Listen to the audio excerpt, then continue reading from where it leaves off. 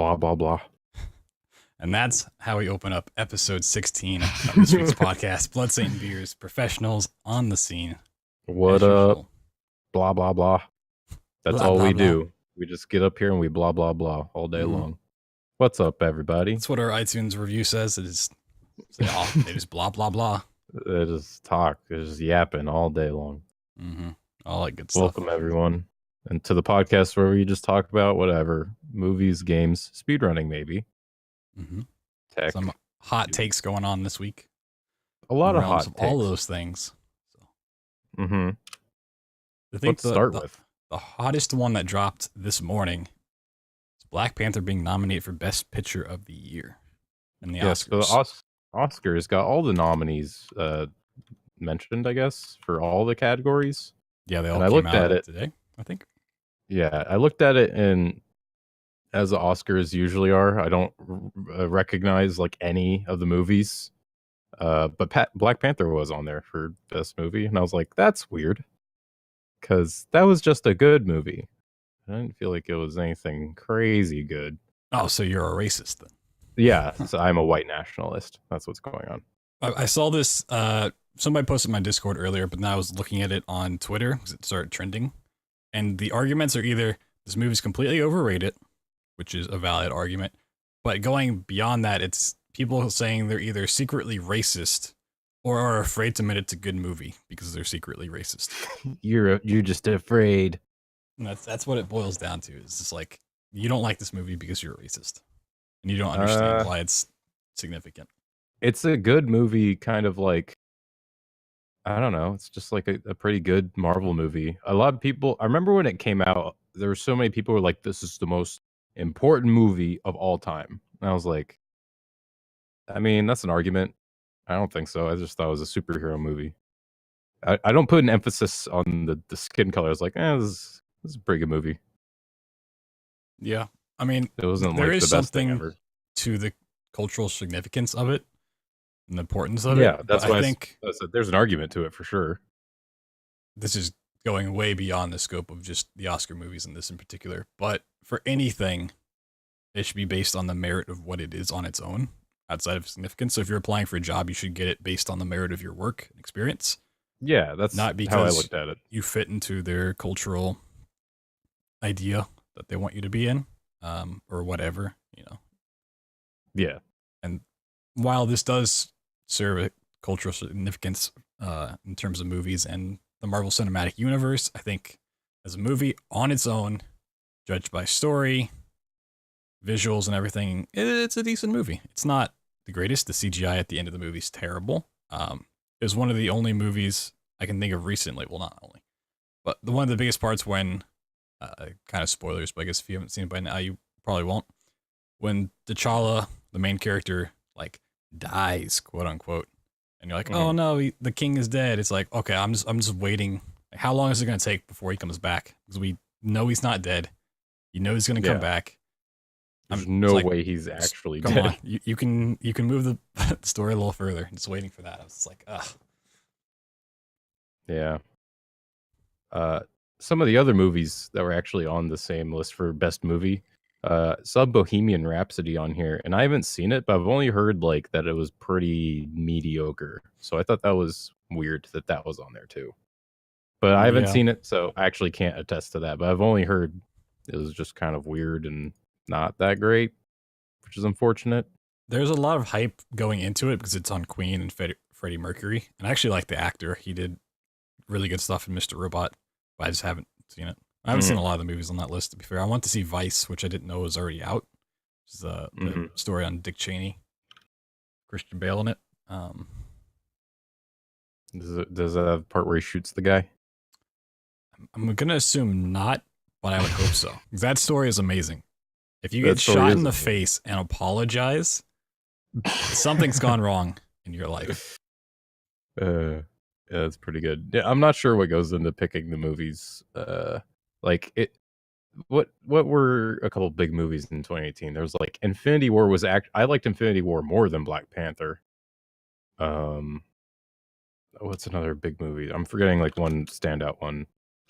Star Wars Solo. Oh yeah, Uh, all the Star Wars I movie. believe Solo got nominated for visual special effects, How fortunate. up against Oh, Infinity War. Mission Impossible Fallout. That got really good reviews. I haven't seen it, but I've heard it's like one of the best action movies like in modern time. I mean, generally, just action movies alone don't really get Don't nominated get for into the Oscars. Oscars. Yeah. It's more narratives and like based on true story kind of things that get nominated. Yeah. Like what Which is weird 2017 because Black was Panther's in there. Moonlight that won. And that Yeah. had a huge controversy. That was hilarious to watch that. Wait, was it Moonlight or Spotlight? It was Moonlight. Moonlight. Okay. Because there's the one that was the other movie that they at first announced one, and they're like, "Oh, actually, it's Moonlight that one." In the end, can't think of what the other one was. Yeah. It's funny you say that. It's funny you say that on the like documentary part and like it's like dramas or something because all these movies, like you kind of look at them all. You got uh The Favorite, Green Book, Roma, Vice, A Star Is Born, Oh, it was La Black La Land, Klansman. which is the other one.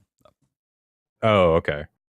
Bohemian Rhapsody, and then just Black Panther, just this big Marvel action movie. It's like, yeah, that kind of just stands out by itself as like a superhero movie. But whatever. It's like the Game Awards. Like who cares? Whatever. I feel like it almost might be backlash for how much they've been accused of being racist in the past. I'm like, oh, we're not racist. See, we're nominating Black Panther for best movie. Yeah, it's kind of like the obvious, like you're just putting in there, but putting that in there, even though you're. I might go like, the Joseph Infinity War is Fares better. route here and just say fuck the Oscars. Fuck the Oscars. Fuck you. Yeah, I mean they're super dumb and boring, and they're all movies I never watched and never want to watch. Whatever. They know movies better than I do. I mean, clearly. I'm not really one for award shows. We watched the video game awards, but that was mostly for the trailers and the announcements. Mm-hmm. Award shows like this, I don't put much merit behind. Like, oh, it won Best Picture. Okay, sure. Dude, if they put in movie announcements, announcements during the Oscars, they should do that. And do they do that? Infinity War Endgame? Can we get that trailer during the Oscars? Like that would get people to watch. The new Star Wars movie, just throw that in there. The whole movie. Yeah, just throw the whole movie in there so we don't have to like go pay. Just skip it. No, then you have to pay to watch the Oscars, which is what they really want. It's like a fight night or HBO. Oh, if you could have like the best actor all get into a ring and fight. Oh my god, a battle royale. I think who's all these actors? Viggo Mortensen, is he in the thing? Yeah, he's in one of them. Yeah. Dude, he'd win. He might. He'd win. I believe Christian Bale's in there though, and oh shit, he can get ripped pretty quick. All them steroids. But it's probably whoever plays Black Panther. He's probably Chadwick the most Boseman, in shape. I believe. Mr. Boseman. He's probably the most in shape, realistically. That's racist. Well, sure. Speaking of great movies. Great movies.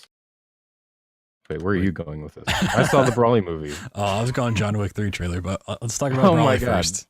They're basically the same character, Brawley and John Wick. Yeah. I went to go see the new Dragon Ball Super movie because I like Dragon Ball.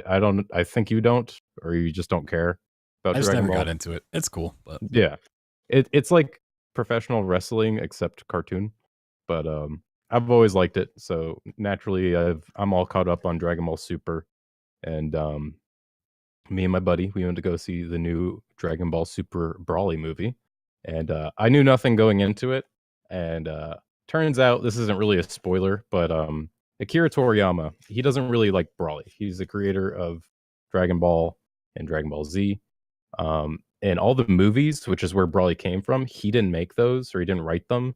And he kind of doesn't like Brawley at all. Brawley is just this like, he's the legendary Super Saiyan. He's a secret guy.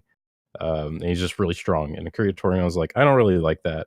So this movie starts like way back in the past when like Goku and Vegeta and everyone is still a baby, and it's before their planet gets blown up. Super Saiyan babies. And I love it. yeah, Super Saiyan babies, basically. And they introduced Brawly as a baby, and there's like a good 30 minutes of like backstory before they jump back to the present, just establishing like character relations with like Brawly's dad, King Vegeta, and all this stuff. And then the rest of the movie starts from there. And it's really good. Like the fighting's good. It's like pure fan service, which is fine. Um, yeah, it was great. But there's a part, or not a part, but there's this facet of the movie that I thought was really weird. There's a female character.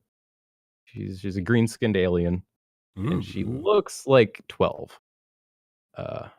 And it kind of sexualizes her in this way that makes me not comfortable during that movie. Like Oh, there's so you there's a don't just lot of normally times. watch any anime? That's all they do in all of this. Yeah, I'm it was like a what the fuck Japan type like moment where it's like, oh, look at this girl's ass. I'm like, that girl's like 10. Like, what is this? What is happening? And there's like quite a few implied sexual like zooms and like jokes. And I was like, I'm not, what's going on? Am I missing something, or am I just misjudging her age? But she's like totally like tween. She's like a teen titan, like Nice. that age or something. Other than that, it's really good. I would definitely go watch the Brawly movie. It's great if you like Dragon Ball. It's like super duper fan service. So out Okay. of 5 fingers, how many fingers would you give it? 1 Thumb up. That's not 2 good. thumbs up. Yeah, 5 fingers. I give it 2 thumbs up. Yeah, go see it. I might see it again whenever it comes out on whatever the fuck. Oh wow, the double watch. You know you like those ass zooms. I think I'll just skip that. You can probably find It's those on YouTube if you want. It's a good Dragon Ball movie. It's better than the original Brawly, but with like 10 asterisks of like warning. There's like zooming in on kid butt, which is weird. Yeah, as Life But- like pointed out, she's probably actually like 5,000 years old in lore, but she Oh, just yeah, has that the old. appearance of a young girl. That old argument. Mm-hmm. Yep, that's good the old anime argument. defense right there from a well-known court case. I don't know where I'm going with that joke. John Wick 3. Yeah, the trailer dropped last Thursday after we talked about it on the podcast. Oh boy, does it look so much better. Like it looks like a John Wick movie with more dogs. Yep. I still Which is don't like cool. Halle Berry in it. I just don't like her as an actress. I'm sure she's a perfectly fine person. Just the way she acts, I don't like it. But hopefully she has a very small role in the movie. Everything else looks fantastic. When he tomahawks not the like- guy with the assault rifle, it's great. There was one part, and I don't like that it bothers me so much. It's when John Wick, somebody throws a knife right at his nuts, and it Mhm. barely misses. And he takes the knife by the handle, and he throws it by the handle overhead, and then the knife like flies super fast and perfectly, and like goes into the guy's chest. That's not how knives work. You got Well, to it's throw John it by Wick. the blade. That's true. And it also could be a very different knife. Mhm. So, It's actually a what do I- bullet just shaped like a knife. oh, a bullet with a handle. He also kills somebody with a book in that trailer, which Which is, we've seen him kill people with pencils it's- before. it's like a symbolic thing that we need to read more, or else we'll die. Is there a John Wick Um, like graphic novel? I feel like at this point there should be, right? There's probably fanfics, Oh, there's definitely fanfics. just like there's probably fanfics of that young woman in the Dragon Ball movie. Yep. Probably more than that. That's probably where she But, came from. It's a fanfic, to be honest. Kira Toriyama saw that and was like, yeah, okay, I'll do that. But yeah, John Wick 3 looks sick. He's riding a horse and he shoots a guy in the face. What are the chances that horse dies? What are the odds? It's like his dog. Oh, no spoilers. It's like somebody takes his horse and it's like John Wick 1 all Maybe over because again. he's fighting people on motorcycles that have guns, and he's riding a horse. Like, the obvious answer is they shoot the horse, right? What if somebody kills his motorcycle and that's why he has a horse? Then He he actually goes has full his Neo. own. Oh, I would be a fan. I saw It's all someone post. simulation the whole time. Someone posted a comment saying at the end of this movie, he wakes up and pulls off a visor, and it's really just Matrix training. Oh my god! Him going through simulations, and it's all connected. It's actually that other movie that came out. Replicas. Replicas. Yeah, it's actually like a side movie for that. Yeah. Imagine if It's all part of the every simulation. Keanu Reeves movie ended up being a simulation inside of the Matrix, and it was all canon like- connected. It should make a movie like that. That's like being John Malkovich, but it's like being Keanu John Reeves. Wick. Oh. Being John Wickovich. That'd be great. I don't know if you want to fuse all his movies together though. He's done some garbage. Yeah. We've talked about Knock Knock a couple times. Oh, it's bad. It's pretty bad. That movie pissed me off so much. For a fictional character though, so maybe it was a good job. Like it did its intent, I think, that Knock Knock movie. It properly pissed me off. So maybe that's the art. That was just another training simulation to see if he could handle the pressure of being blackmailed by 2 teenage girls who were actually like 5,000 years old. No, dude, it's legal. They were born 10,000 years ago. I swear. They show me their ID. Well, another action hero show that came out last Friday was The Punisher Season 2, which I was super hyped for. Started watching it, and I've gotten to episode 8 or 9, and I am struggling to get back into it, which is not something I thought I'd be saying about Punisher. Really? Yeah, the action is still there. The action's great. But the story itself and some of the characters, I'm just like, there's too much time for this character that I didn't care about in season 1, but I understood where her story was going and how it was connected. This season, I'm just like, I don't like this character. I don't like her story. Why is she even in this show at the moment? And it's like, I know going forward it's going to keep doing that. So I haven't brought myself to keep watching it, but I'll probably finish it over the weekend. Well, that's a lie. I'll finish it next week. I'll be busy this entire weekend. What do you think of John Bernthal? In general, or is the Punisher? Is the Punisher? He's great. Punisher. There's sometimes in that show when he talks, he does like a kind of like a mumble yell.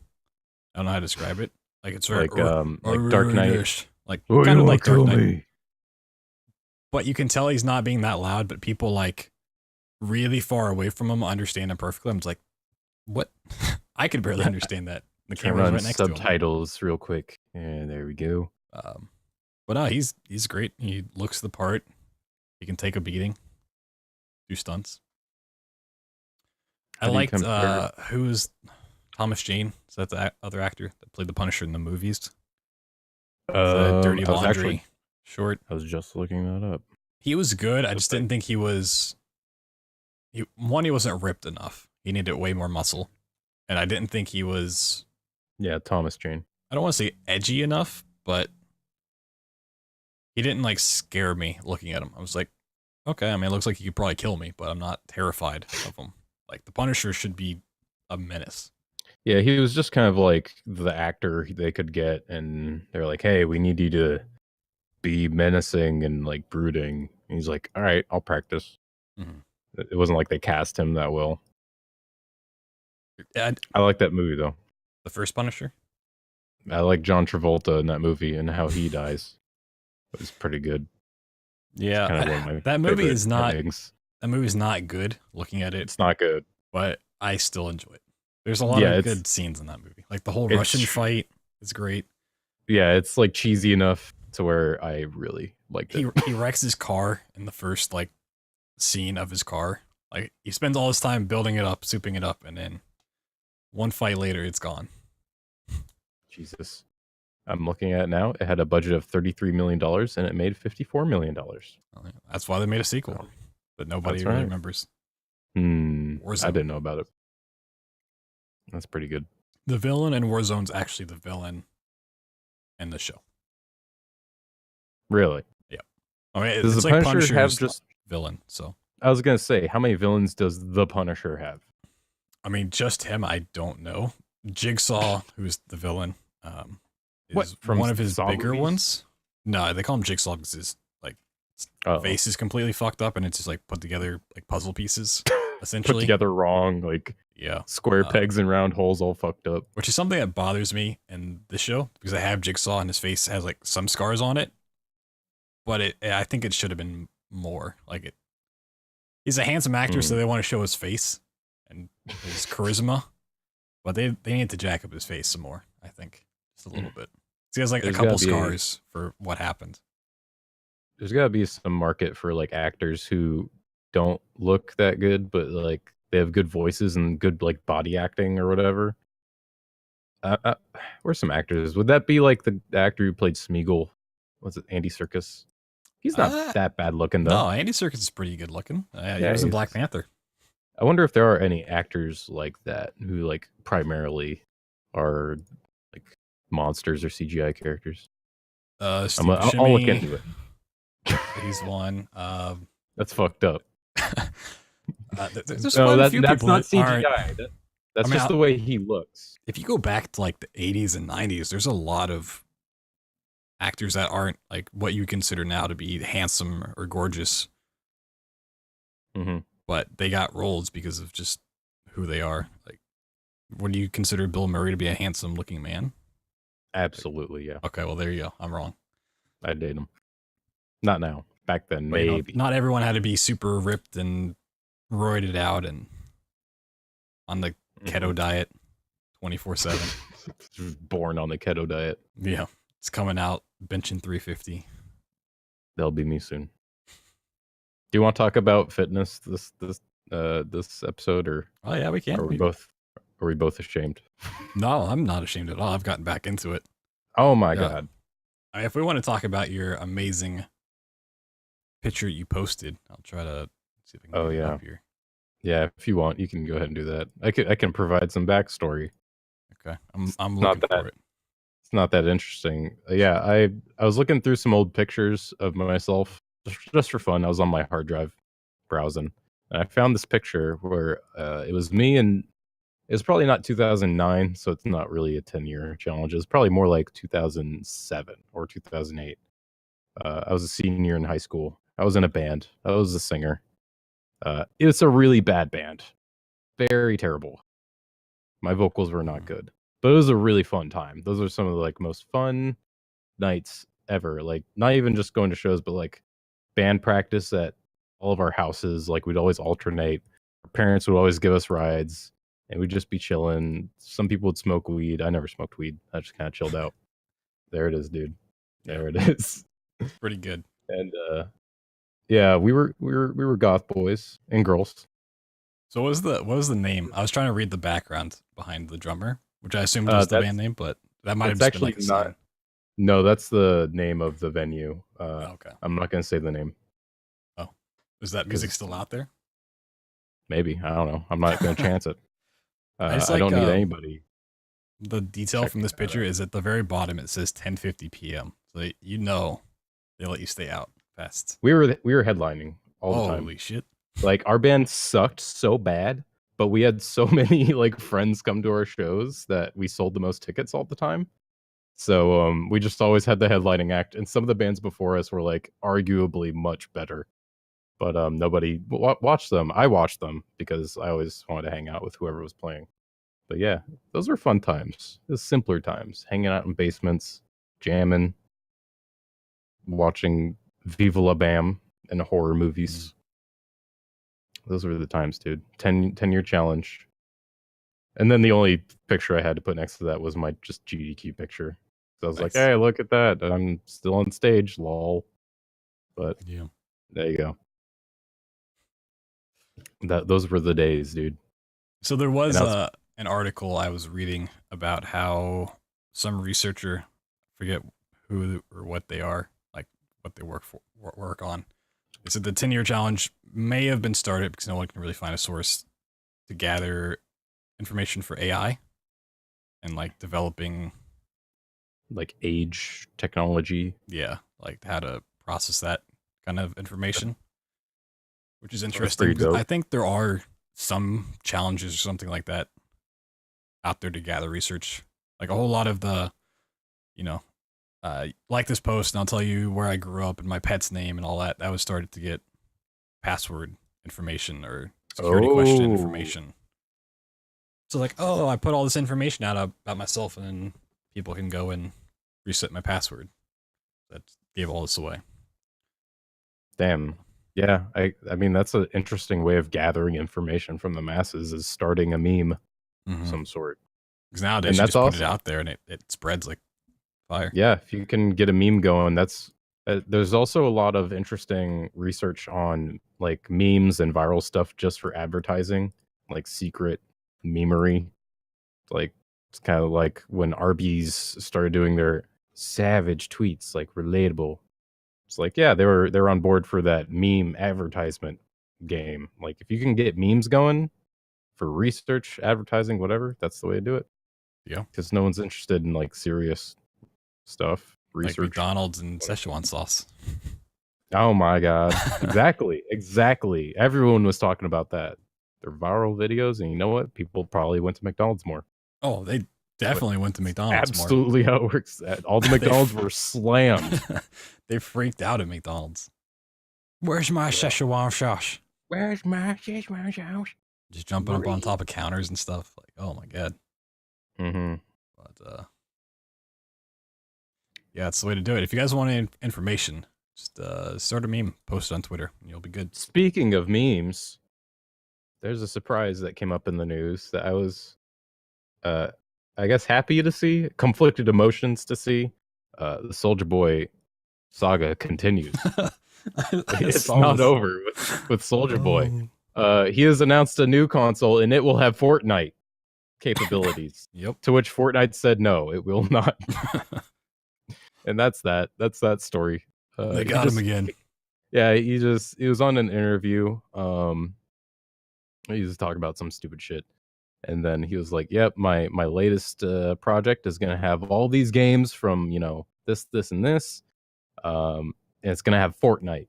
And somebody asked Epic Games if that's true, and they said, "No, you can't play Fortnite on a rooted or jailbroken device due to anti-cheat measures." And that's that.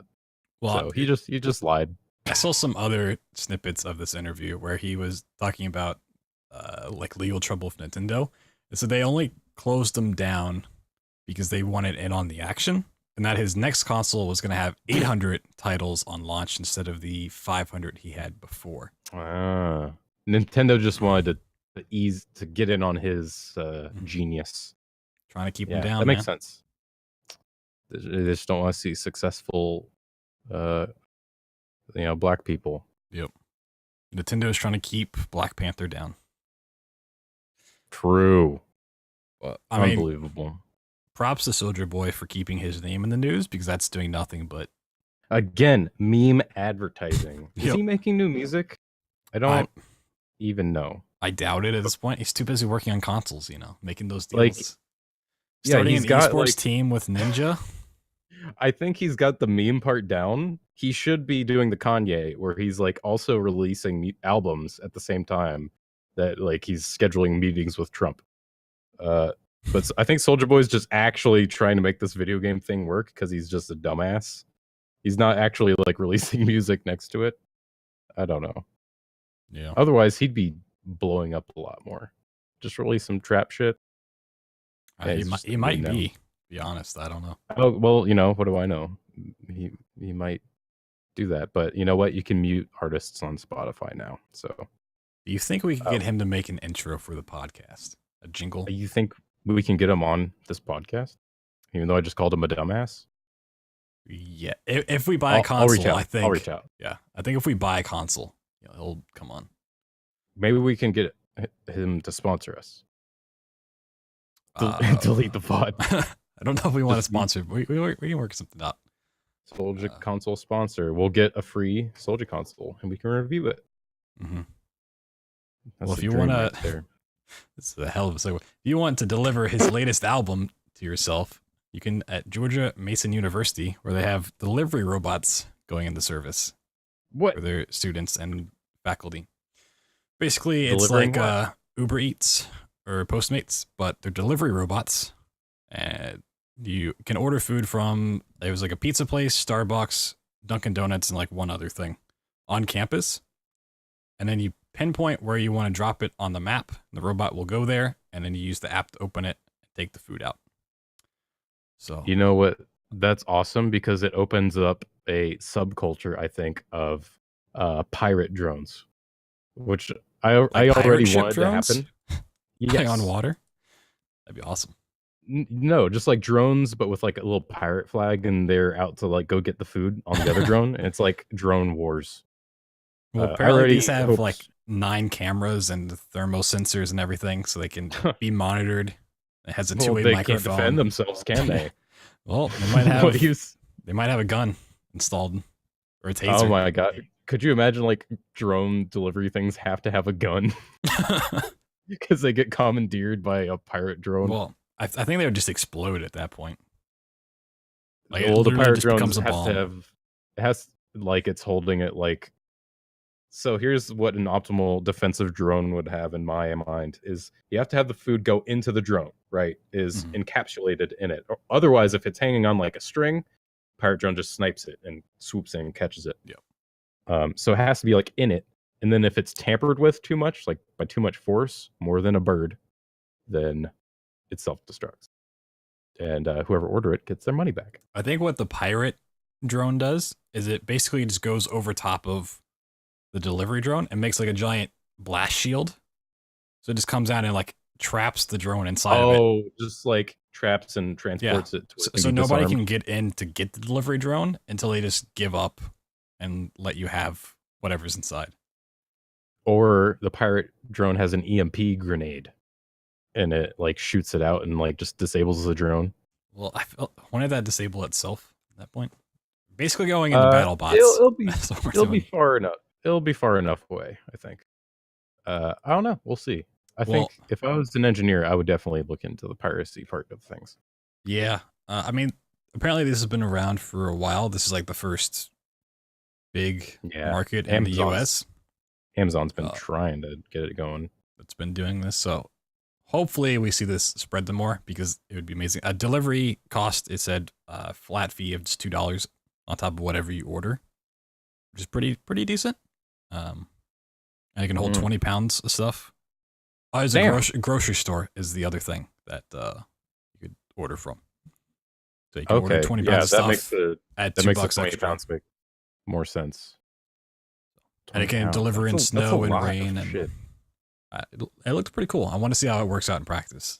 See what kind of problems they run into. That's unfortunate though, because that can put a lot of people who do like Instacart and stuff like that kind of out of work. Personally, I drove Uber and Lyft. I didn't do Instacart or anything like that, but when I was between jobs, I did that, and it kept me afloat. It would be a shame if now you can be replaced by drones. A delivery bot repairman or operator. So there you go. It takes jobs, but it also has some other jobs you can. I don't know. That's like repairing one of those grocery self-checkout things. Or one of those scooters that they have now, the Uber scooters.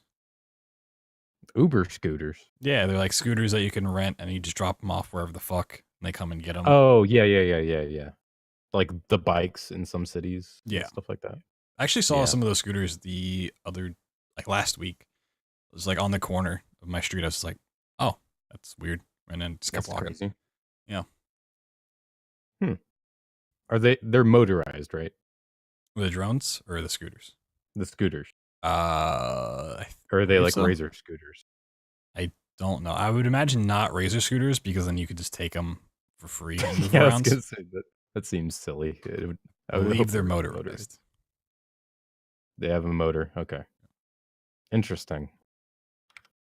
Yeah, there's people that piracy drones repair those. I don't know how you sign up to be that, but. Speaking of technical genius, we've experienced the opposite. Oh, this is. I was wondering where the fuck that's going. Yeah. We're on the same wavelength. BT and I are researching an old video game, a PC game. I won't say anything more, but we're trying to get an old game to work. Just seeing if there's any potential, entertainment wise or maybe speedrun wise. But fuck old PC games. Jesus Christ. It's the most headache inducing process. getting really old, obscure PC games to work because you're all on your own. Yeah, it's not so much old PC games; it's obscure PC games because there's like no line of tech support. Obscure.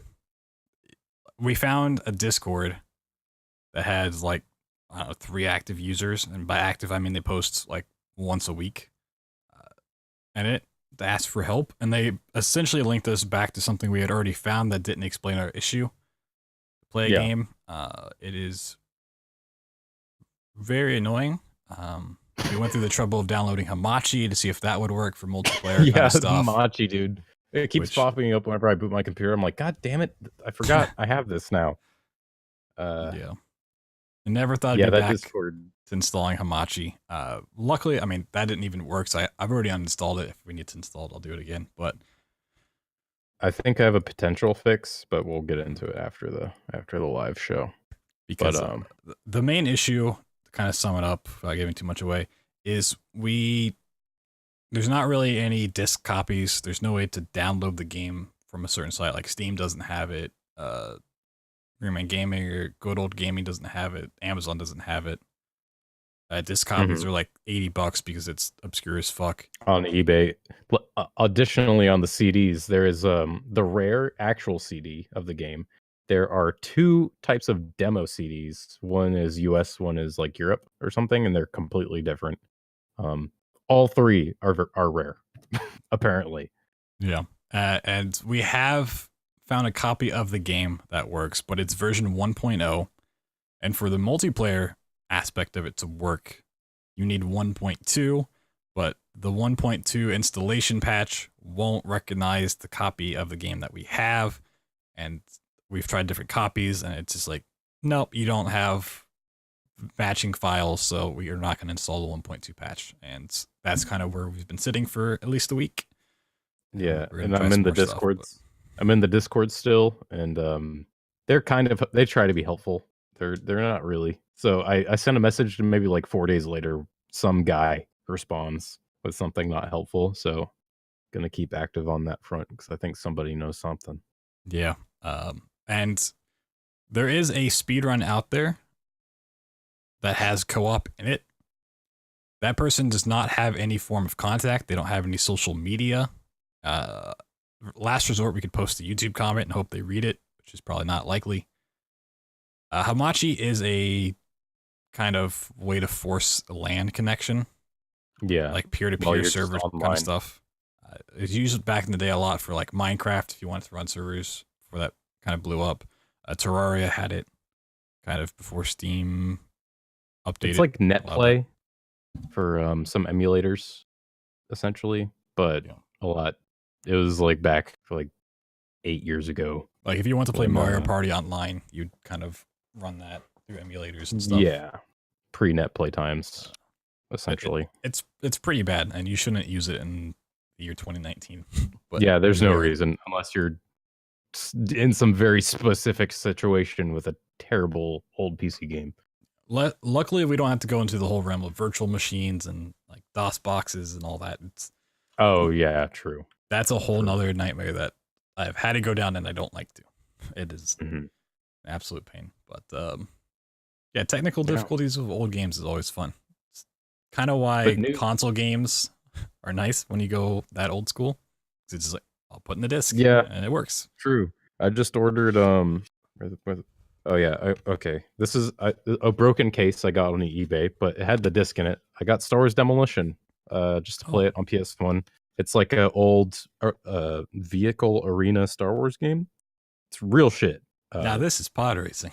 Now there is a pod racer. There is a Rancor Boba Fett, RSing, Land Speeder, Pod Racer, ATST Battle Tank, Desert Skiff, and a Snow Speeder.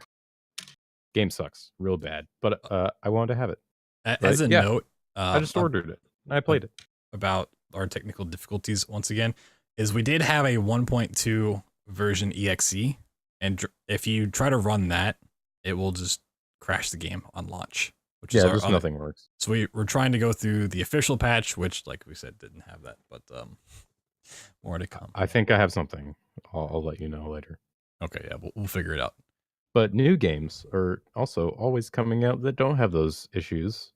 And Resident Evil 2 remake comes out this Friday. Yep. Huh. Speaking of an old game in Wow. 2019. Yeah, you know, it's a remake, so Yeah. it's like a new game. I, The first remake looked pretty good. Never played it, but I watched people play it, so I basically played it. I believe Looked back awesome. in October when we had Maxi on the show, we talked maybe about some Resident Evil stuff. I don't know if you've played them at all in the past. Any of the series? I've played a Resident Evil 1 campaign on Left 4 Dead 2, and that was like the same thing. Yeah. I'm pretty sure.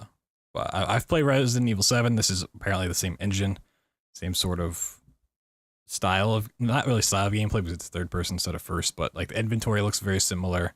And like the gunplay kind of looks similar. So I'm excited for it. We'll see how it goes.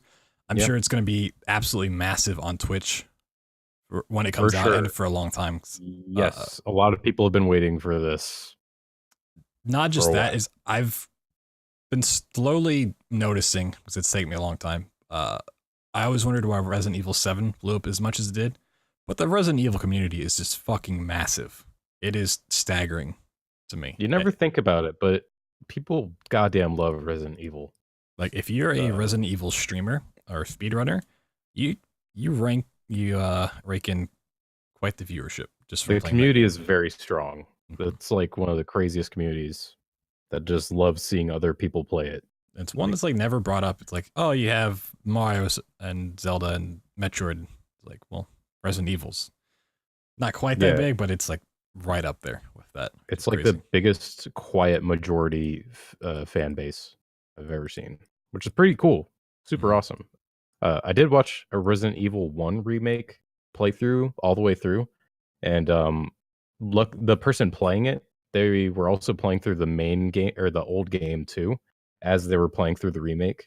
And just hearing apparently there's like a lot of little changes they made in the remake. So like even an old school player playing the remake would have like new things that they'd be finding, not totally new things, just like little tweaks, little changes that were like nods to like, hey, you know what that is, but this is a little different and it's also good. So I'm like, that's really cool. You can pick it up if it's new, or if you never played it, or if you have played it and you really like it, and also it's like polished. So seems like it'll be good. I need to pick up the Resident Evil games.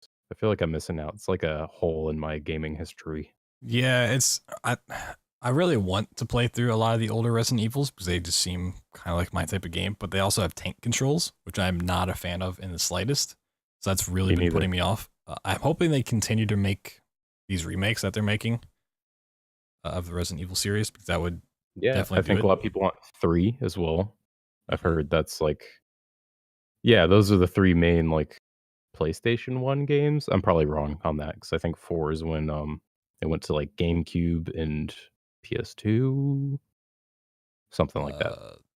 Because 4 is the one with, it's the over the shoulder one with Leon, something like that. Somebody who knows Resident Evil is just like screaming at their screen right now. 4 was GameCube, PS2. Okay, thank you. We probably will talk more about Resident Evil next week, especially once it's out and we can play it. We may have a guest on who's more familiar with the franchise. So while we're getting stuff wrong now, hopefully we'll be corrected by next week. But I don't. Someone mentioned it.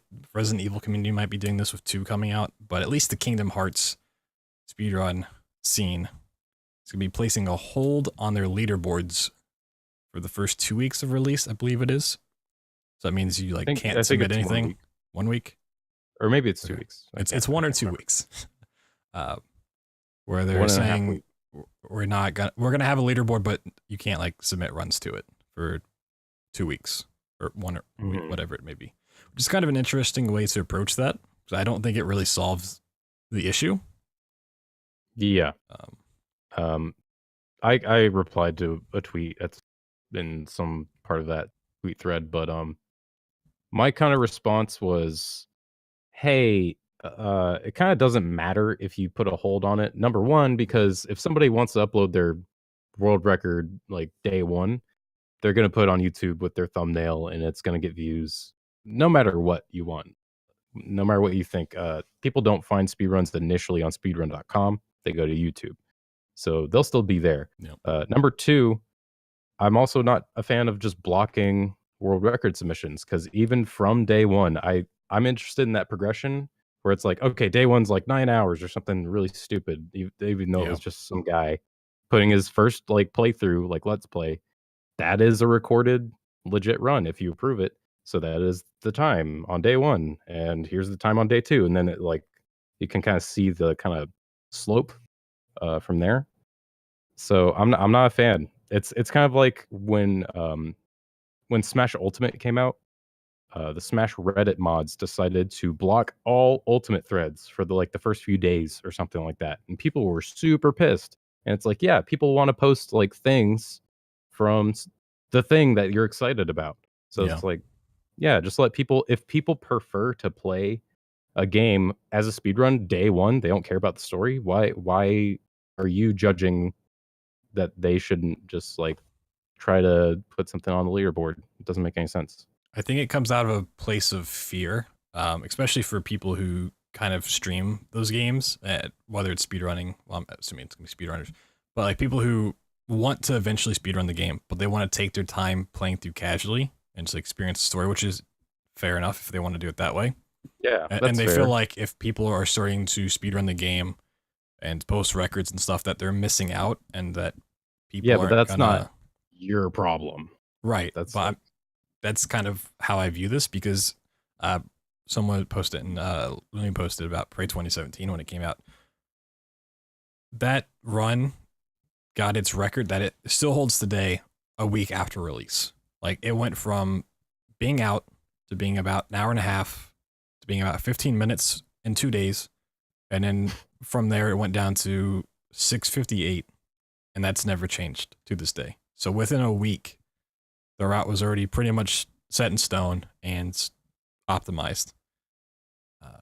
And it is silly to call stuff like initially records because while they are records, they're going to be beaten, they're going to be broken, but there's still that progression. There's still work being done, and it's kind of stupid to just like hide that. Or like shame people who are doing it too. It's just like, yo, what if somebody finds some big thing within the first hour of playing it? They're like, nope, don't even talk about it. Don't bring it up.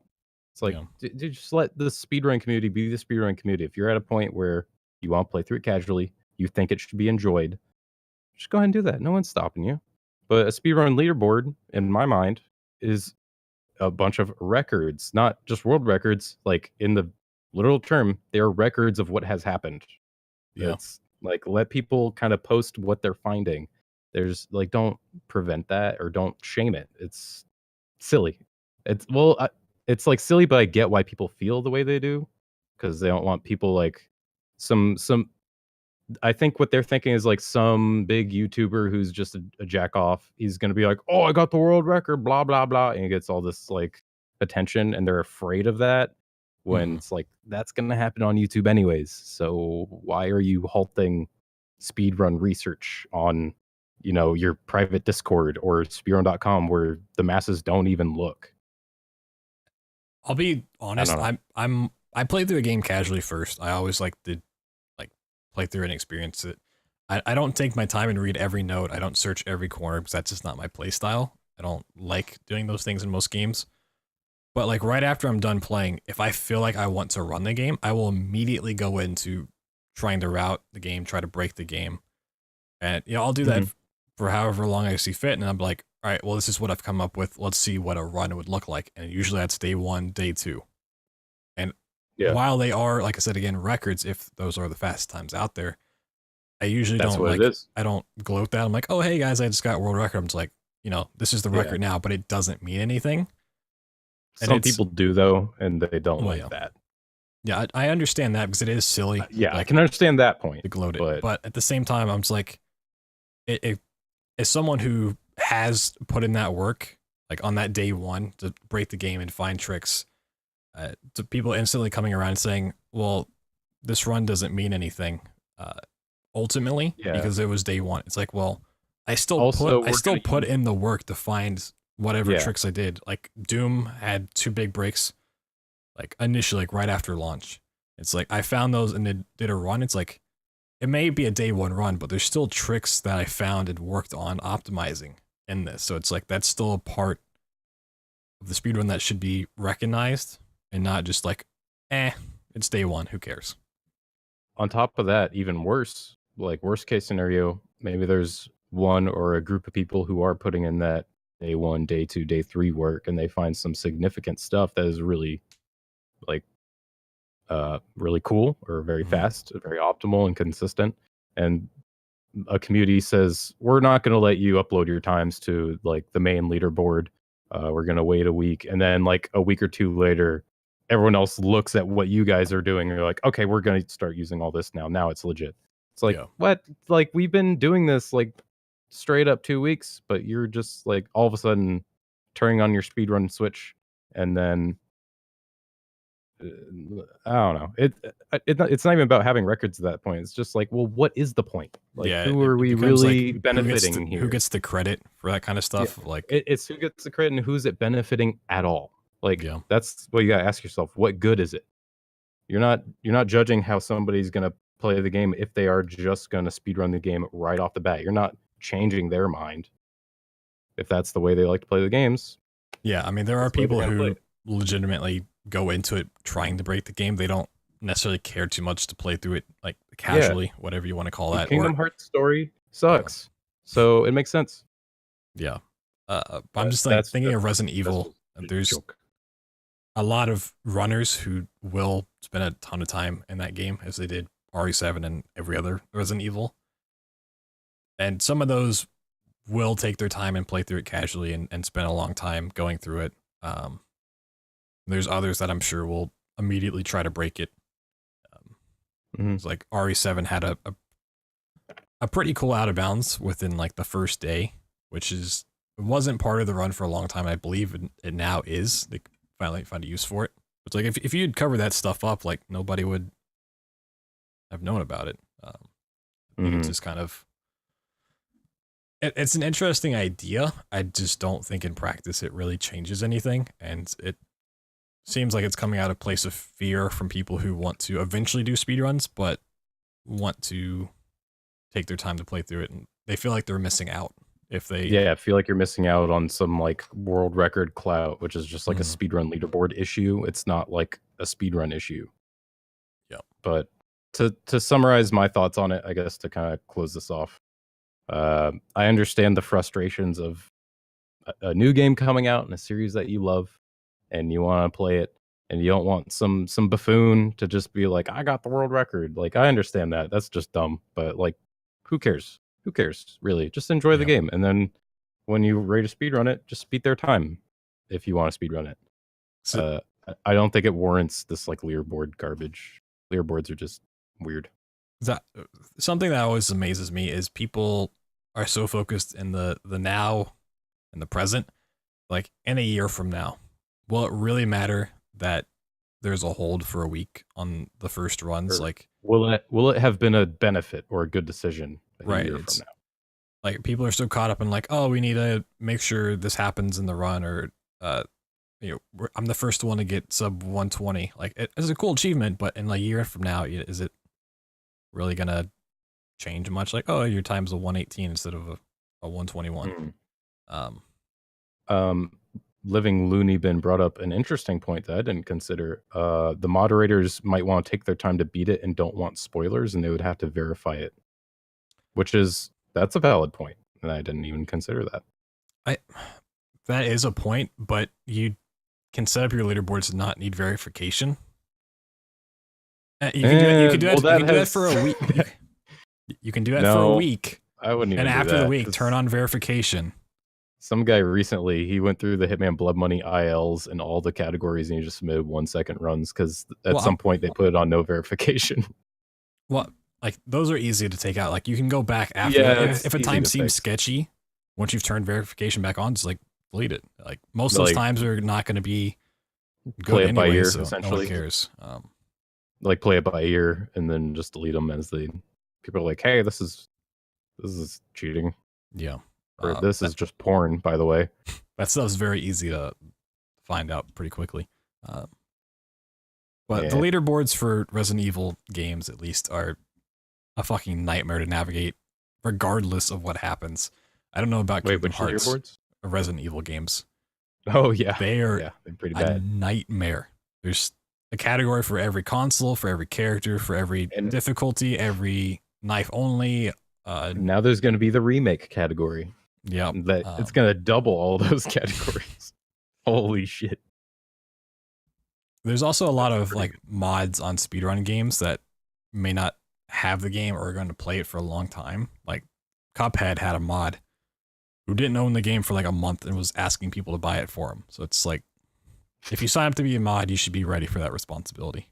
But Okay, another counterpoint that I didn't consider. Lifelike says, if you sign yourself as a mod on SRCom for a game that isn't released yet, you're accepting that you have to rush your playthrough or get spoilers. That is a good counter argument as well. Somebody's got to take that fall, or maybe the mod should be one of those people who wants to speedrun day one. Well, maybe they should figure that out.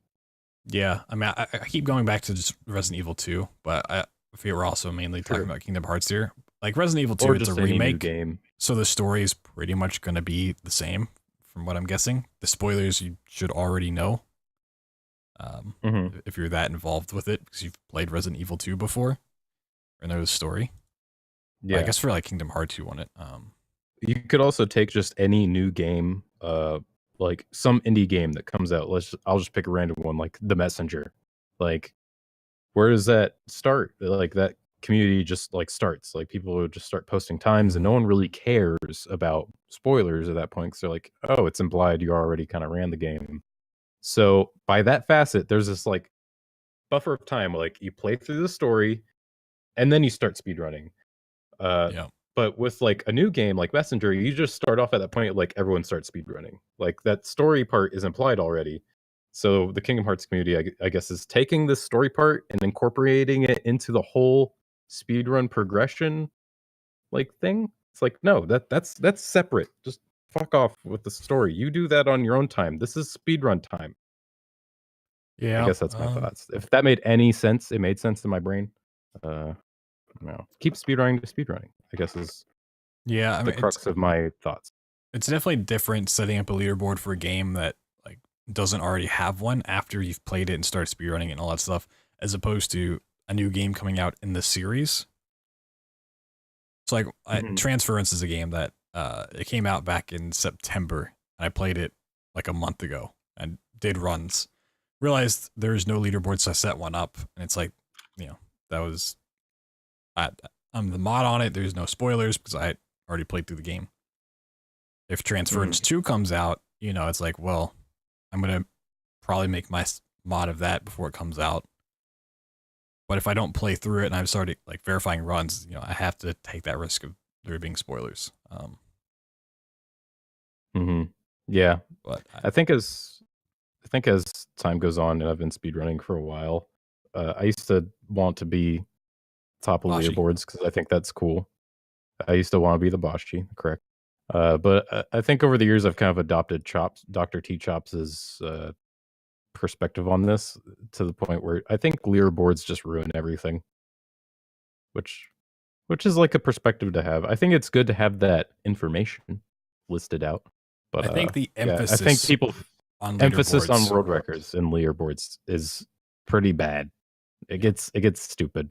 And I think that's really what it just comes down to, is people care too much about world records. I think leaderboards in and of themselves are great because they keep track of everything. That's just what they are. They're just data. Yeah. It's the emphasis on, one, world record, two, having that mod status of like some sort of control of like, oh, I can set the rules and kind of the I don't know. The Fallout community. The Fallout speedrun community. Just kind of have control over how things go. And it's just like,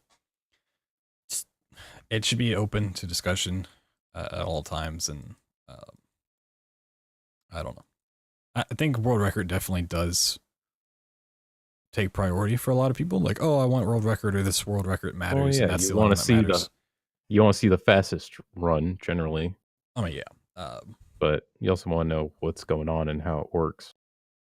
But it's like if someone is new to speedrunning and they go to look for a game, they're like, oh, I'm gonna watch the world record and copy that. Yeah, It's you're like, not gonna watch some but random run. they're gonna go into learning, trying to do the fastest and the hardest strats. It's like I'm they, guilty they, of that. they give up because like, oh, I can't do this trick and it's really hard. It's like, okay, we'll just go 3 places down on the leaderboards to time that's 10 minutes slower. See what they do differently. I started doing that a lot with Yeah, some games. I was like, I'm gonna go to like somebody really bad and see what they're doing. Yeah, because a lot of times either they'll not do a trick or they'll do something more casually or like some backup strat. Or backup, yeah. And it's like, okay, well, this part I'm having trouble with, so I'm going to do this guy's strat who's a little bit slower. And then once I feel more comfortable with the game, I'll go back to trying the hard stuff. And it's like, a lot of people don't do that. They're just like, I need the fastest strats, best possible time. I think Medge is also a big game for that. It's like, dude, you can go fast in that game, but there's also ways to do it a little bit slower, safer. Mirror's Edge has like 20 strats for each like trick in the game. It's insane, actually, which is why I never picked it up because it would drive me crazy. Like if you want to double wall kick to some other trick I can't think of the names of right now, or if you just want to run this way, or you can jump up on top of this pillar and jump over that way, or you can wall kick off a different wall. That's why I usually play through a game casually first, is you learn how the game should be played, and if you don't want to do a trick, it's like, oh, I'm just going to do the casual way. Or you learn, if you're there from the beginning, and you watch the run develop, which is why I also think leaderboards being kind of barred at the beginning stupid, is you watch the rot develop, you see different tricks along the way. So it's like, instead of having the fast strat or it's casual, you have that stuff in between you can fall back on, which is always cool to do. And a lot of that stuff gets lost in history. Nobody ever records it. Ever does it. Yep. Yeah, or records it or properly makes a document about it. Or the runs get faster and nobody goes back and watches the old ones. Yeah, that happens. That actually happens a lot. A lot of lost information and strats, and then whoever the best players are who know all these things, they just stop speedrunning. So somebody picks up the game, and they're like, they don't know about it. Yep. Which is why you should always, instead of picking known games, you should try to find shitty games that might be good speedruns, like Star Wars Episode 1, The Phantom Menace for PlayStation 1. That's the best run, don't you know? That turns out to be a good speedrun for some reason. And that's the way it turns out. So yeah, speedrunning, it's not so black and white. Very complex and filled with gray matter. Like Black Panther. That's why I should win. Like Gray Panther. Mm-hmm. So I just realized we got away from a topic that we were talking about beforehand. And I'm sure somebody's like, when will they go back to that? Which probably won't happen. But I am. We brought up fitness and then went into your 10-year picture instead. So how's your fitness going? We did work out once at AGDQ, which I think we talked about last week. Since you've been back, what has your fitness been looking like? I'm ashamed to say I've done no workouts, but I have mostly sticking to my calorie goal, and that's about it. When I get my tax refund, which hopefully is soon, government shutdown is probably slowing that down. Yeah, still going. Apparently, they're bringing in people to like assist with tax refund stuff, even though the government's shut down. But once that happens, I'm gonna be either A, going to my local gym and signing up, or B, I'm gonna go on Craigslist and get another bench set. It's gonna go right there. A bench set, a bar, some weights, dumbbells, or just like dumbbell things where you can put the weights on. And gonna start working out that way. One or the other. I need to start again.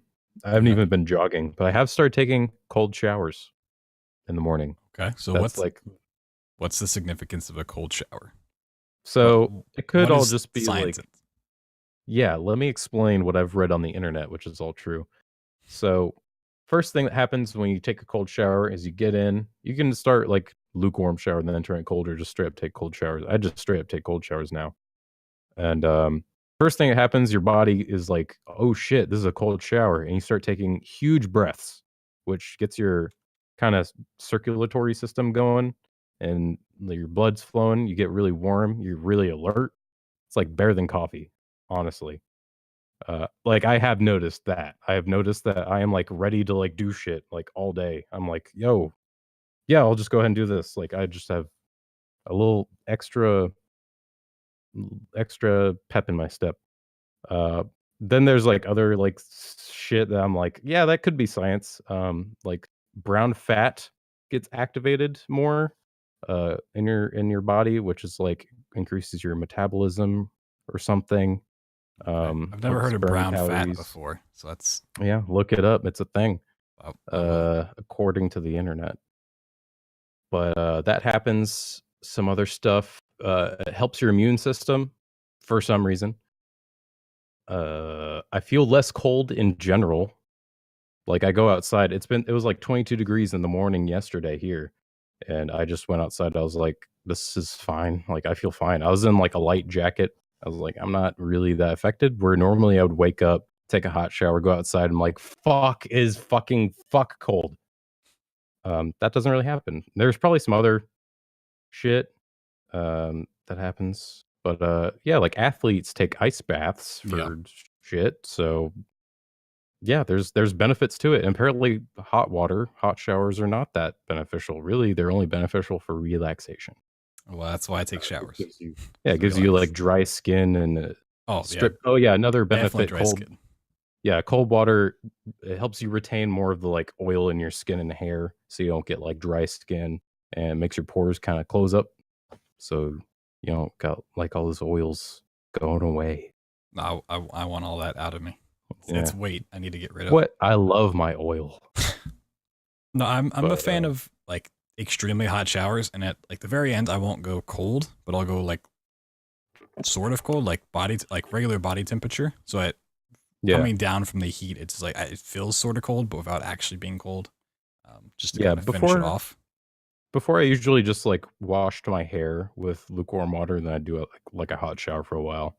But, yeah, I started doing this week. Like, I just found a random article about cold showering. I was like, "That's interesting." And I read up more about it, and I was like, "You know what? I'll try it." And, I started slow and then, like, slightly warm to cold. But, a couple days ago, I just turn on a cold as fuck shower. I I take some deep breaths because 'cause I'm like, "This is gonna suck dick, fuck." And I just jump in, and then I fucking freak out because it's really cold, but then after a while, you're just like, I'm just gonna do my shower now." And Yeah. it feels kinda good after a while, like, as weird as that sounds. And once you get out and dry yourself off, you feel fucking amazing. Like, you are super warm. You're like, "Let's fucking go. Let's go to work. Fuck." Great. And then you get to work and you're like, oh, Yeah, then I get to work and I sit, and I'm like, "Well, whatever." gotta go hop in the That shower doesn't real change. quick. Yeah, it doesn't change this, I guess. Yeah, It petition sounds your work crazy. to add in the shower. Yeah. Every So, break you can just hop in real quick. what about you? What you been up to workout-wise? So I am signed up for a gym, but I'm not going currently. One, because my car's not starting and it's too cold to actually out No. and fix. It shouldn't be that too bad, the fix though. And it's also January, which is pretty notorious for just being overcrowded as all hell. Which is why I don't Yeah, New necessarily want Year's to go right now. resolutions, which is why I haven't gone to my gym because I was like, "Oh, I'll be part of that crowd." Shit. Yeah, but worked out at AGDQ, and then after that, I was like, I still really do like doing this. So I've come home and I do it a little bit here and there. I try to at least do something a day, whether it's some or whatever, just activity. If it's just like one set or something, just to do something, I'll do it. So it's like I'll do rows with a dumbbell, or I'll do. I don't really have a bench, but I have a small table that's supposed to like hold a TV. So it's like at my kneecap level. So I use that kind of as a bench to kind of do whatever. Okay. So if I want to do some like pressing What works. or whatever, I can Yeah, do that. fuck it. So I'm kind of holding myself off at a constant, like I'm not really losing weight, but I'm not At gaining least weight you're not gaining weight. until I can Yeah. actually, get back to the gym to go a little bit harder into it, all Mhm. that good stuff. But Yeah, that's kind of where I'm at. I'm not working out, but, my calories aren't crazy, well, yeah, so I've gone I'm back just to caffeine, maintaining it. which is a huge problem. I need to kick again, which Hey, just drink black coffee. I hate coffee so much. Well, you're fucked. I love the smell of coffee. Tea. I can't stand the taste of it. Do you like green tea? No, I don't like tea at all. Well, you're fucked. Yeah, Yep. never mind. Caffeine capsules, something. I grew up on like a sugar diet. Like it was just I did unrestricted. too. It was just like, oh, you know what? You want to have a soda for breakfast before you go to school? Have a soda for breakfast. The sugary cereal. So it's like I grew up just with a sweet tooth, and so it's like anything that doesn't have sugar in it. Usually, I'm just like I'm not a fan of. And you have to. You can add sugar to tea or coffee, but I don't like those. I mean, that defeats the point. You should just drink black coffee. No, so it's. I need to get off of it again. But I'm the same way. Like I would always drink. I drink like a pack of Coke in like 2 days in school. Mm-hmm. I would always be drinking Coke, sugary cereals, and then as I got into like my early 20s, still just drinking hell of Coke. And a lot of when I did start drinking coffee, it was because of my desk job. I would add cream and sugar, like flavored cream and sugar into my coffee. And 2 years ago, I decided to stop doing sugar in my coffee. 1 year ago, I just stopped doing creamer altogether, like forcing myself to do black coffee, even though I think it tastes like dirt water. But nowadays, bad coffee still tastes like dirt water. But good coffee, just straight black, it's really good, and I like it. Tastes like dirt. I just love dirt. Is really the point I'm trying to make. Yeah, it's a slow process. If you're gonna stop doing sugar, do it slowly. Don't cut cold turkey, or you're gonna relapse way too hard.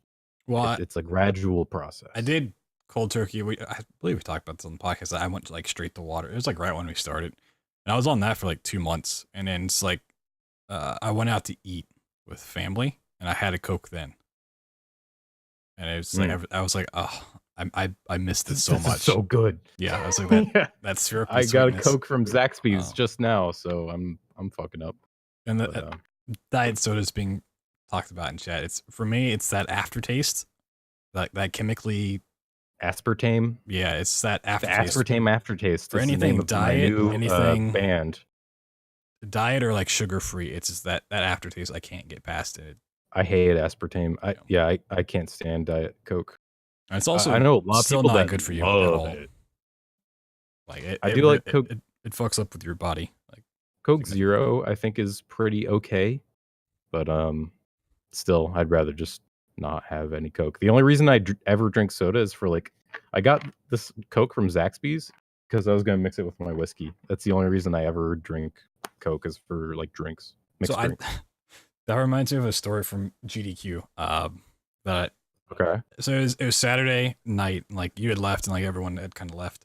Like I'm gonna go to Popeyes. I think I talked about this part of the story before. I walked outside and it was like snowing and everything. Oh yeah. But when I went to when I went to Popeyes, I got their tender meal, and I was like, I'm gonna get their 3-piece for $4 thing. Yeah, it's pretty good.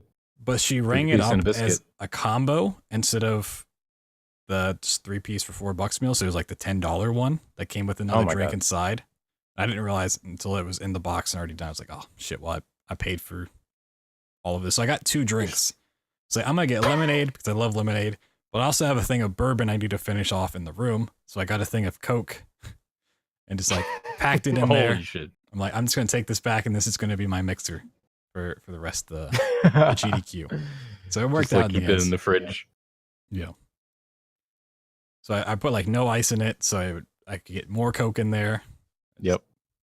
It's all good. And I was just carrying this like huge bag of like 2 meals and 2 drinks back to my room for myself. By yourself. And I sat there and ate 2 meals and drink. Was DeGaulle still there? No, he left like shortly after you guys. He left the day. Yeah, he left the I left. Yeah, goddamn. That's a lot of Popeyes. So I had like 6 tenders and 3 pieces of chicken, plus 2 biscuits and fries. Jesus. Yeah.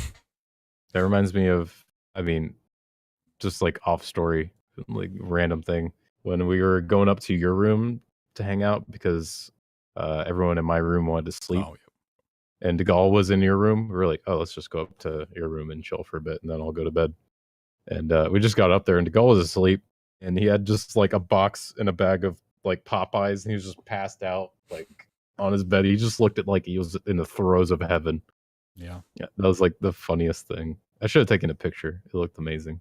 I was like, I'll just go back and go to bed because he's having a nice little Popeyes coma. I believe that's also when we saw the ambulance outside of the hotel. Oh yeah, people were Which fucking dying. apparently there's like never been any story that came out about that. So I was waiting for That's some hot weird. drama to hit after we Yeah, got home you about know. that. But As is what happens at GDQ with nerds. Yep. But yeah, I mean, I guess we can start wrapping up here. I'd like to ask you. You got this 36-hour stream coming up.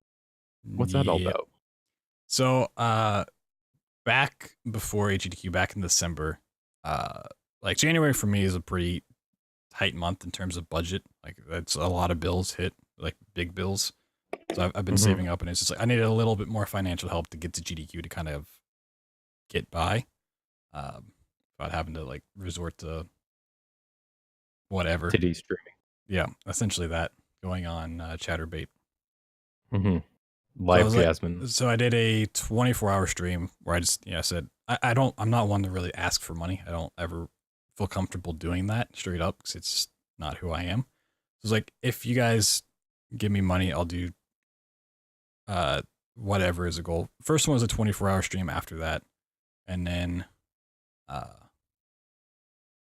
there's a 36-hour stream, and there's also a 48-hour stream I'll have to do whenever, probably like beginning of March, which I've done one before. For anyone's like, oh, you're crazy, you'll never make it. I have done one before, so I know what I'm getting into. But this is kind of just an incentive from that I've finally gotten around to doing and planning out. So this Saturday from noon until Sunday on midnight, I'll be streaming all of that, which is actually kind of weird because there's like 3 other streamers I know that's going to be doing 24-hour streams on Saturday for various reasons, which it's all kind of hit. I'm just like, oh, this is kind of bad timing. Because like I want to watch them and support them and what they're doing, but at the same time, I'm not going to move this back. I don't feel like it. So it's kind of weird. But I'll be doing that, which is why I'm not going to watch the rest of the Punisher this weekend. Oh. It'll be a fun time. Something I've learned from many 24+ hour streams is no matter how much you prepare, you will have a technical difficulty somewhere along the way. I mean, the time frame is much longer, so the chances go up significantly of a technical difficulty. Like even if I check every game to make sure it works before the event, I restart my router, everything's good. Like my PC will blue screen for some reason, the game will stop working. Oh my god. Last time my Vulkan driver stopped working, so I couldn't play Wolfenstein 2 or Doom, and finally got that working again, so we can do that this time. Jesus. I'm just always nervous of what's going to happen because it's something I never expect, and yeah, it's kind of crazy. Yeah, my usual difficulties aren't anything like that. It's usually just like, oh, I have to restart my stream because some camera's not turning on or my capture's not turning on. But yeah, I can imagine you're going to be awake for a day and a half. Something's going to go goddamn wrong. Yeah, especially with PC games. I think this is a thing either I want to make a separate video about or talk about on some point on the podcast, because a lot of streamers do end up doing like 24-hour streams for some goal they've met, some incentive. Like, oh, I got 1,000 followers, I'll do a 24-hour stream. And they always kind of wonder how they should prepare for it. And since I've done a significant amount, I feel like I have some good advice that usually I share during the streams, but I'd like to put together more informative thing people can check out. They are tough, but if you know what you're doing, it's not too bad.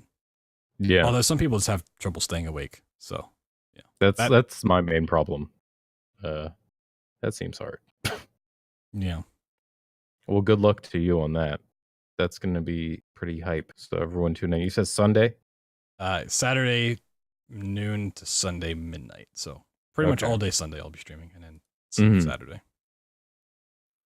I wanted to bring up one little thing. One of your viewers, Blair Madison, she was on a PAX panel, PAX South. I'm trying to find the VOD. I've been looking through it, but I can't find it. There's so many videos on their thing. But yeah, if you want to check that out, I think it was, what was it called? LGBTQ It was. something. If you would have asked They me have this so a many day ago, videos. I Oh would my have god. known. Yeah. Sorry, Blair. If you have a thing, go ahead and post it in chat. But yeah, she did a panel, and I was like, dang, yeah, there it is. Queering up misconceptions, LGBTQ life in gaming. I haven't watched it yet. I watched like the first like 5 minutes, and I was at work, and I had to go to a meeting. But I saw that today. I was like, wait, what? You were at a panel? That's awesome. Yeah, So it's yeah, search that, check it out. definitely watch it. But like a quick summary is basically just some panelists, Blair being one There of it them, is. talking about their experience with the LGBTQ community. I always get those Yeah. in a mixed up order, and gaming, and kind of how they got into gaming and what they're doing to further the cause, which is really cool. Definitely Yeah, worth and that's checking out. super cool because Blair's cool and she's in your little community and she's doing stuff on panels. No, I thought that was neat. As far as what I've been doing before we end it here, go ahead and cry, Blair. Go ahead and cry. I've been watching a lot of Star Trek on Netflix, like original ass 70s Star Trek. This Just is how you because, know Saint is old, by the way. yeah, well, I've been watching it, and it's really cheesy in kind of the best way ever. And I love Captain Kirk. I can understand why that show was so significant and why had such a big effect on pop culture. Um, it's it's just great. Yeah, the original's great, and I love it. I'm like on episode 6, and each episode is like 50 minutes long, like without commercials. I didn't realize that. I thought they were going to be like 20-minute long shows, but they're like pretty significant. So I think this is one of the first few episodes. It's the Trouble with Tribbles. Is that what it's called? Where at the is that the original series? It's just like tons of little furry creatures that like attack the ship. I haven't seen that one. No, okay. I thought that was like episode 2 or 3, but maybe I'm misremembering that. That might be Next Generation, or it could be like a later in the originals. Yeah, could be. But a weird thing about Star Trek, at least so far in the original episodes, is a lot of the episodes are themed around like a certain character or a few characters have like some crazy power or quirk that they get because they're on a planet. Oh, it's the 15th episode, so you're gonna get there. Okay, yeah, I'll get there eventually. But yeah, so far it's just like, oh, like a lot of episodes are about just one person getting some superpower, and I was like, well, I think that's going to change because I know they go into some actual current issues. Like there's a I don't know, there's like back in the time in like 70s 80s they go into like actual modern current events, and they like do an episode based on that. But so far it's just cheesiness, and I love Kirk and it's Spock. super cheesy. They're kind of like the best thing, Kirk and Spock interacting with each other. It's just like they are the perfect contrasts to each other, and it is very nice. So do you plan on watching the Next Generation and like all the other series, or just I think so. The original? I'm going through the original just because I figured that's where I would start, and it was on Netflix for free, and I was like, shit, I'm gonna watch these, and I'll probably watch the Next Generation because I remember watching the movies and some Next Generation stuff when I was a kid, and I like that. I like Captain Jean-Luc Picard as well. Yeah. So I'll probably become a full-blown Trekkie. I hate Star Wars now, so it seems like a good time, Yeah, let's make the switch. Yeah, although the current Star Trek movies are pretty nah as well. Yeah, they're just like action movies, which is really Abrams weird. Strikes Again. that should be the name of the next Star Wars movie. But yeah, the new Star Trek movies are like action movies, and I'm watching the Star Trek things. I'm like, there's like action sometimes. It's more like theatrical action where it's just like, oh, Spock has to do the Vulcan neck pinch. It's like that much action. It's more like character stuff, which I'm a big fan of. I'm a big fan of characters like interacting with each other, and the captain trying to solve like sci-fi weird issues with like wit. It's kind of great. The super cheesy fighting with the sound effects. Whack. and they Yes, just fall over. it's great. I love it. That's why I like the old Punisher movie so much, because it's just cheesy garbage. Mm-hmm. And it's fun. Galaxy Quest is also a good movie. Oh yeah, That's cheesy as fuck. Star Trek spinoff. So yeah, that's what I've been doing. Anything else you want to talk about? Any other stuff you're doing other than the 36-hour stream? So on Sunday I got a sub 1 hour time in Prey Moon Crash. So I'm pretty much wrapped up my attempts with that Congratulations for now. Thank you. Also, and congrats Lifelike, who I think did all main quests under an hour as well. Yeah, so Prey getting a lot of attention. We're trying to working on a bingo system for it to kind of That'd be cool. do something other. I don't know than anything about it, but that's cool. Any percent stuff, which is cool. I've started playing through games I've needed to casually. I started with Metro 2033 last night, and after this podcast, I'll probably start on Last Light and probably finish it tomorrow at some point before Exodus comes out on the 15th of January. So I've been looking forward to that game, and I played Metro 2033 like 8 years ago when I was like first starting on streaming, so I didn't remember hardly any of it. So it was fun to experience again last night, and I'm looking forward to the Last Light. See what changes in that. I noticed some things are different. They just had time to do stuff. I don't know where I was going with that. There's like it's different. Apparently, I mean, there's a Redux, which is kind of sort of like a remaster they did for 2033 and Last Light, which people were asking me all like that was the only thing people were asking me when I was playing through 2033. Is this the original or the Redux? I own the original. I don't own the Redux for that one. So I don't know exactly what changes, but it seemed like most people were kind of thankful I was playing through the original, which is something we don't often see.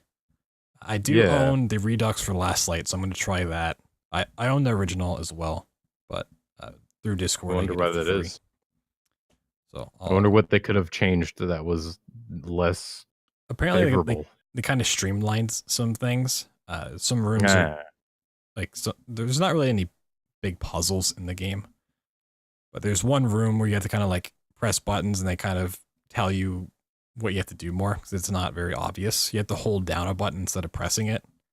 So stuff like that. There's a prompt for holding it down, and well, that seems better. But yeah, and maybe there's other stuff. Sequences, I think, is a little bit easier, as far as I know. I'll have to go back and research it some more. I didn't want to look it up beforehand and have it like spoil anything. Sure. Yeah. So I'll just play through it. I played through it once, so it can't be that bad. But yeah, I never played the Metro series. That's like another thing I just have no idea on at all. But they're good. Yeah.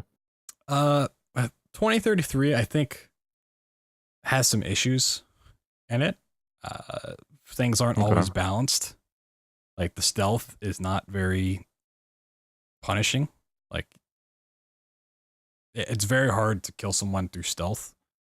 Like a lot of times I'd try to throw a dagger at them, which in most games that's going to be a one-shot kill. If they don't see you coming, you throw a dagger in the back. It's one-shot kill. Sneak attack bonus. But a lot of times if they're armored or something, even that one knife won't do it, and you'll have to like throw 3 of them. But by the time you hit them the first time, they've already sounded the alarm, and you have waves. The AI is also just stupid. Like they're pretty much aimbots. Like if you go around a corner, you will get shot immediately. Even if they've never seen you and you've never seen them, if they know you're there, they will just shoot you, which is kind of a problem for long range encounters. Because a lot of those guns are built for close range. So you have a revolver, like a SMG, and then like you can have a shotgun. You can trade those out for other things like a sniper rifle, but a lot of times you don't really get to use the sniper rifle. So like a lot of the game is built for close range, but there's some long range encounters which are just not fun at all. Yeah, aimbot AI is so fucking not fun. I will say, unless it's like a very hard mode. It has the best companions in a game. Like you can actually like sit back and they'll just kill everything for you. It's one of the few times I've actually seen AI, like friendly AI, be useful in a game. Like normally when you're in an escort mission, you're escorting the character. And this, it felt like they're escorting you. Pretty much. I mean, hey, why play the game when the game can play for you? Yeah, so I'll probably play through Last Light, finish it up tomorrow, and then not sure what I'll do Thursday because on Friday I'll be playing through the Resident Evil 2 remake, and then weekends got stuff. So so you're gonna play it on release day, huh? I wasn't going to initially because I didn't afford it or couldn't afford it. Luckily enough, Emerald Dragon, I believe he was in chat earlier. I don't know if he still is.